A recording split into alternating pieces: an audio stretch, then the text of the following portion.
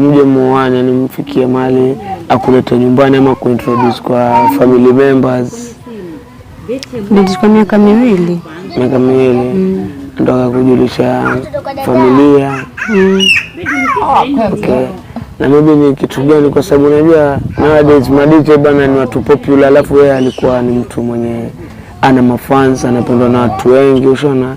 Ni kitu gani kilikuwa kinakuweka motisha ama kinakupea moyo kwamba you're the one and lonely yani kwake, ama ni behaviors gani alikuwa anakuonyesha pengine?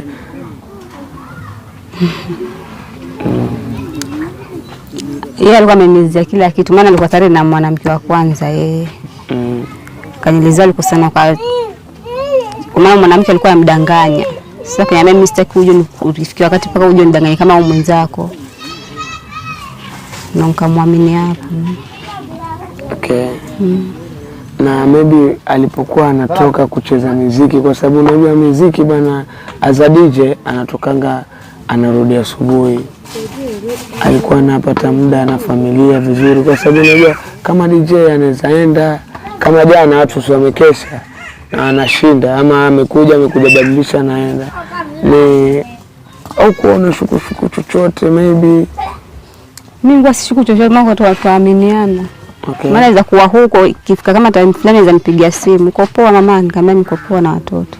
Okay. Basi kuweza kumshukuru mambo mengine. Kwa hivyo alikuwa mwaminifu.